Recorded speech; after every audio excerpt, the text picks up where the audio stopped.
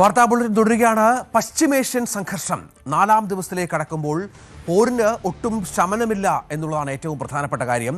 ഇതിനിടയിൽ നിർണായകമായ നീക്കം ഇറാന്റെ ഭാഗത്തുനിന്നുണ്ടാക്കിയത് ഹോർമുസ് കടലിടുക്ക്. നമുക്കറിയാം, ഗൾഫ് രാജ്യങ്ങളിൽ നിന്നുള്ള ഇന്ധനത്തിന്റെ പ്രധാനപ്പെട്ട നീക്കം നടത്തുന്ന ഹോർമുസ് കടലിടുക്ക് ഇറാന്റെ നിയന്ത്രണത്തിലാണ്. ഈ ഹോർമുസ് കടലിടുക്ക് ഇറാൻ അടച്ചു എന്നുള്ള വളരെ പ്രധാനപ്പെട്ട വിവരങ്ങൾ പുറത്തു വരുന്നുണ്ട്. കപ്പലുകൾ അടുക്കാൻ ശ്രമിച്ചാൽ കത്തിക്കുമെന്നാണ് ഇറാൻ ഇപ്പോൾ മുന്നറിയിപ്പ് നൽകിയിരിക്കുന്നത് എന്ന് ഉള്ള സൂചനകളുണ്ട്. ഒപ്പം ഇരുപക്ഷവും അമേരിക്കയും ഇറാനും പരസ്പരം ആക്രമണം തുടരും എന്ന മുന്നറിയിപ്പുണ്ട്, വെല്ലുവിളിയുണ്ട്. അമേരിക്ക പറയുന്നത് യഥാർത്ഥ ആക്രമണം ഇനി വരാനിരിക്കുന്നതേ ഉള്ളൂ, ഇറാൻ യഥാർത്ഥ ആക്രമണത്തിന്റെ രുചി അറിഞ്ഞിട്ടില്ല എന്ന് പറയുമ്പോൾ കൂടുതൽ മിസൈലുകളടക്കം പശ്ചിമേഷ്യയിലേക്ക് അയച്ചുകൊണ്ട് അമേരിക്ക അതിനുള്ള കോപ്പ് കൂട്ടുന്നുണ്ട് എന്ന വിവരം കൂടി ഈ ഘട്ടത്തിൽ പുറത്തു വരുന്നുണ്ട്. ഇറാന്റെ 11ഓളം പടക്കപ്പലുകൾ ഇല്ലാതാക്കിയെന്നാണ് US സെൻട്രൽ കമാൻഡ് അറിയിച്ച പശ്ചാത്തലമൊരുങ്ങുന്നത്. സംഘർഷം തുടരുന്ന സാഹചര്യത്തിൽ എണ്ണവില കുതിക്കുമെന്നും മുന്നറിയിപ്പുണ്ട്. മറ്റൊരു വിവരം പുറത്തു വരുന്നത് സൗദി അറേബ്യയിലെ US എംബസിക്ക് നേരെ അടക്കം ആക്രമണമുണ്ടായിരിക്കുന്നു എന്ന വിവരം കൂടി ഈ ഘട്ടത്തിൽ പുറത്തു വരുന്നുണ്ട്. അത് നിർണായകമാണ്. സൗദി പ്രതിരോധ വകുപ്പ് റിയാദിലാണ് ഈ US എംബസി ഉള്ളത്. ഇത് സ്ഥിരീകരിച്ചിട്ടുണ്ട് US പ്രതിരോധ വകുപ്പ് എന്നുള്ളതാണ്. ദുബായിൽ ഓസ്ട്രേലിയൻ സേനയുടെ എയർബേസിൽ ഡ്രോൺ പതിച്ചു എന്നുള്ള വിവരം കൂടിയുണ്ട്. പക്ഷേ ആർക്കും ഇതുമായി ബന്ധപ്പെട്ട പരിക്കുകളില്ല. 178 മിസൈലുകളും 384 ഡ്രോണുകളും തകർത്തു ഇറാന്റെ എന്നാണ് ഇപ്പോൾ കുവൈറ്റ് അവകാശവാദം ഉന്നയിച്ചിരിക്കുന്നത്. കുവൈറ്റ് സൈന്യത്തിലെ 27ഓളം ആളുകൾക്ക് പരിക്കേറ്റു എന്ന വിവരം കൂടിയുണ്ട്. ഇവിടെ നമുക്കറിയാം, ദുബായിലെ ഓസ്ട്രേലിയൻ സേനയുടെ എയർബേസിലും ഇതിനടക്കം ഡ്രോൺ പതിച്ച പശ്ചാത്തലം കൂടി ഇന്നലെ രാത്രി റിപ്പോർട്ട് ചെയ്യപ്പെട്ടിരുന്നു. ആർക്കും പരിക്കില്ല എന്ന വിവരം കൂടിയുണ്ട്. നേരത്തെ പറഞ്ഞതുപോലെ ഇപ്പോൾ മറ്റൊരു പ്രധാനപ്പെട്ട വിവരം, ആരാംകോയുടെ ലോകത്തെ ഏറ്റവും വലിയ എണ്ണ ഉൽപ്പാദന കമ്പനിയായ സൗദിയിലെ ആരാംകോയുടെ എണ്ണ റിഫൈനറിയിൽ കഴിഞ്ഞ ദിവസം ഡ്രോൺ പതിച്ചു എന്ന വിവരം ഉണ്ടായിരുന്നു. പക്ഷെ അത് ഇപ്പോൾ ഇറാൻ നിഷേധിച്ചിട്ടുണ്ട്. ആരാംകോയിലെ എണ്ണ റിഫൈനറിക്ക് നേരെ ഡ്രോണുകൾ ഉപയോഗിച്ചിട്ടില്ല എന്നാണ് ഇറാൻ പറഞ്ഞു വെക്കുന്നത്. ഇതടക്കം നിരവധി കാര്യങ്ങൾ ഇപ്പോഴും നടക്കുകയാണ്. പാർവതി സത്യദേവൻ ഏറ്റവും പുതിയ വിവരങ്ങളുമായി ചേരുകയാണ്. പാർവതി, ആക്രമണം 4ാം ദിവസമാണ്. സമാധാന ശ്രമങ്ങൾ, ഇന്ത്യ അടക്കമുള്ള രാജ്യങ്ങൾ സമാധാനം വേണമെന്ന് ആഹ്വാനം ചെയ്തിട്ടും അതിനുള്ള നടപടികളില്ല. വീണ്ടും US പ്രസിഡന്റ് ആഹ്വാനം ചെയ്യുകയാണ്, സമാധാനത്തിലേക്ക് പോവില്ല എന്നുള്ള കാര്യം. ഉറപ്പായും US പ്രസിഡന്റ് പറയുന്നത് കനത്ത ആക്രമണം അത് നടക്കാൻ പോകുന്നതേ ഉള്ളൂ എന്നാണ്. എന്താണ് ഏറ്റവും പുതിയ അപ്ഡേറ്റ്സ്? അതാണ് രഞ്ജിത്ത്, സംഘർഷം 4ാം ദിവസത്തിലേക്ക് കടന്നതോടെ ആശങ്കയും കൂടുകയാണ്. ഇറാന്റെ പ്രത്യാക്രമണവും പശ്ചിമേഷ്യയെ സംഘർഷഭരിതമാക്കിയിട്ടുണ്ട്. ഓരോ മണിക്കൂറിലും ആക്രമണം രൂക്ഷമാകുന്നതായാണ് അന്താരാഷ്ട്ര മാധ്യമങ്ങളടക്കം റിപ്പോർട്ട് ചെയ്യുന്നത്. ഇറാനിൽ ഇതുവരെ 600 പേർ സംഘർഷമുണ്ടായ ശേഷം കൊല്ലപ്പെട്ടതായാണ് അൽ ജസീറയുടെ റിപ്പോർട്ട്.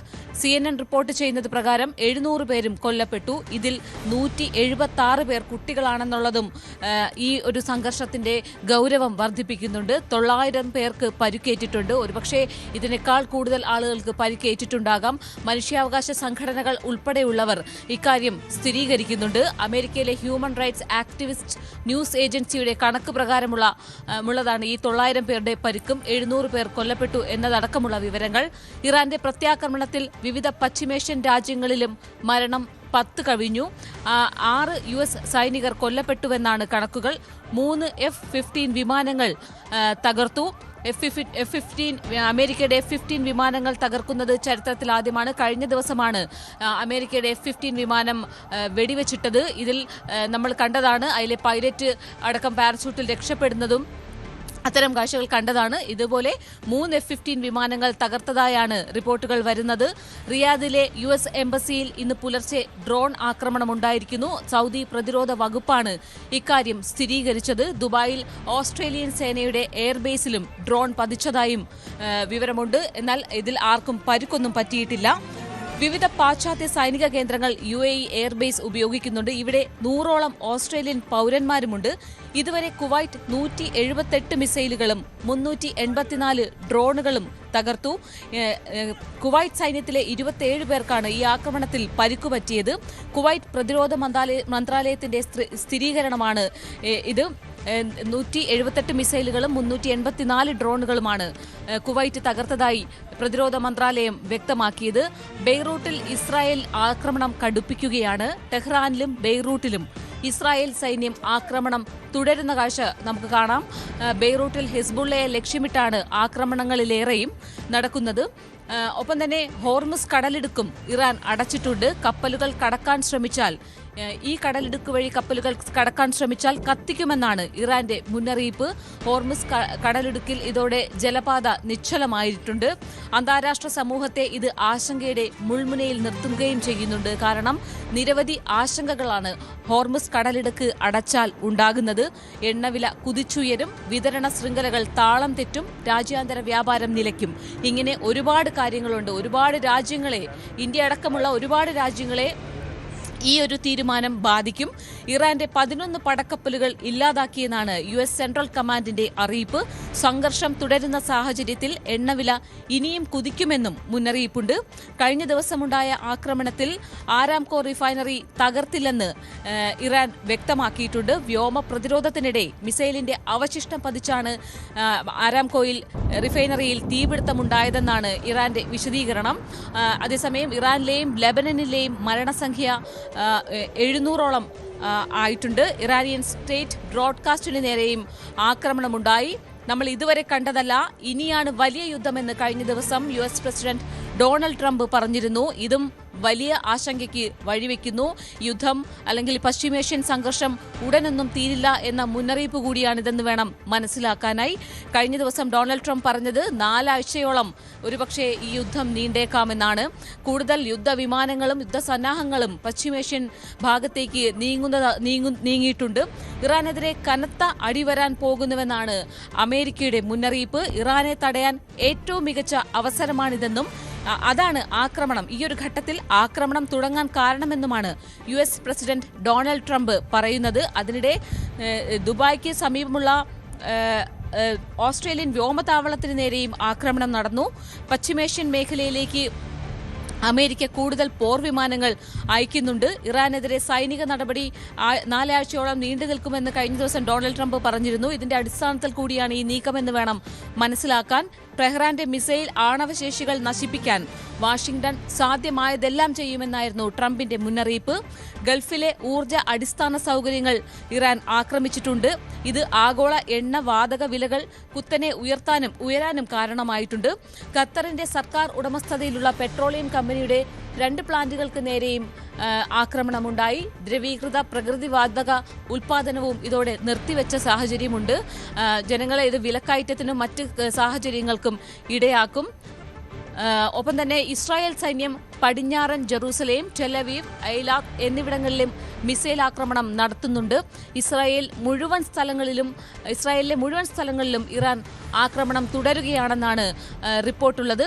ശനിയാഴ്ച മുതൽ ഇസ്രായേലിൽ കുറഞ്ഞത് 10 പേർ കൊല്ലപ്പെട്ടു.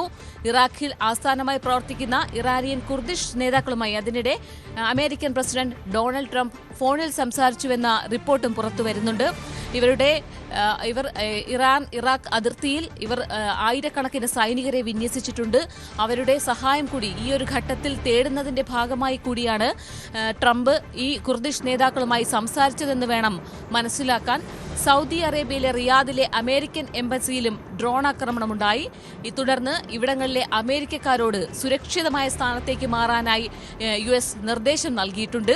ജിദ്ദ, റിയാദ്, ടെഹ്റാൻ എന്നിവിടങ്ങളിലെ കേന്ദ്രങ്ങളിലേക്ക് അമേരിക്കക്കാരോട് മാറാനാണ് US അധികൃതർ നിർദ്ദേശിച്ചത്. മേഖലയിലെ സൈനിക കേന്ദ്രങ്ങളിലേക്ക് അത്യാവശ്യമല്ലാത്ത യാത്രകൾ പരിമിതപ്പെടുത്തുകയും ചെയ്തിട്ടുണ്ട്. ഇനിയൊരു അറിയിപ്പുണ്ടാകുന്നതുവരെ എംബസിയിൽ അഭയം തേടരുതെന്നും എംബസിയിൽ തങ്ങുന്നത് ഒഴിവാക്കണമെന്നും നിർദ്ദേശമുണ്ട്. റിയാദിലെ അമേരിക്കൻ എംബസിയിൽ ഡ്രോൺ ആക്രമണം ഉണ്ടായ സാഹചര്യത്തിൽ കൂടിയാണ് അമേരിക്കയുടെ ഈ ഒരു നീക്കം. ആക്രമണത്തിൽ ചെറിയ നാശനഷ്ടങ്ങൾ മാത്രമേ ഉണ്ടായിട്ടുള്ളൂ എന്നാണ് സൗദി അറേബ്യയിലെ ഈ ആക്രമണം അത് മറുപടി ഉടൻ എന്ന് ട്രംപ് റിയാദിലെ US എംബസിയിലാണ് ഈ സ്ഫോടനം ഉണ്ടായിരിക്കുന്നത്. അതിനുള്ള മറുപടി ഉടൻ എന്നാണ് ഇപ്പോൾ ട്രംപ് വ്യക്തമാക്കിയ ഒരു പശ്ചാത്തലം കൂടി ഉണ്ടാകുന്നത്. അത് ഇറാനിലെ ആക്രമണം US കടുപ്പിക്കുമെന്നുള്ള സൂചനകൾ കൂടി ട്രംപ് നൽകുന്ന ഒരു പശ്ചാത്തലമുണ്ട്. പശ്ചിമേഷ്യ ആകെ സംഘർഷം വല്ലാതെ വ്യാപിക്കുന്ന ഒരു രീതിയുണ്ട്. US-ലെ എംബസിക്ക്, റിയാദിലെ US എംബസിക്ക് തീപിടിച്ചു എന്നുള്ള സ്ഥിരീകരണം കൂടി സൗദി പ്രതിരോധ മന്ത്രാലയ വക്താവ് ഇതുമായി ബന്ധപ്പെട്ട് അറിയിച്ച സാഹചര്യമുണ്ട്. പിന്നാലെ റിയാദിലെ നയതന്ത്ര മേഖലയിൽ 2 സ്ഫോടനങ്ങൾ കൂടി റിപ്പോർട്ട് ചെയ്യപ്പെട്ടിട്ടുണ്ട്. 4 ഡ്രോണുകളെ സൗദി വ്യോമ പ്രതിരോധ സേന വെടിവെച്ചിട്ടു എന്ന വിവരം കൂടി പുറത്തു വരുന്നുണ്ട്. റിയാദിലെ എംബസി ആക്രമണത്തിന് ഉടൻ മറുപടി ഉണ്ടാകുമെന്നാണ് ഇപ്പോൾ അമേരിക്ക മുന്നറിയിപ്പ് നൽകിയിരിക്കുന്നത്. ഇന്നത്തെ ഏറ്റവും പുതിയ അപ്ഡേറ്റ് അതുതന്നെയാണ്. സൗദിയിലെ ഇന്നലെ നമ്മൾ കണ്ടതാണ്, അരാംകോ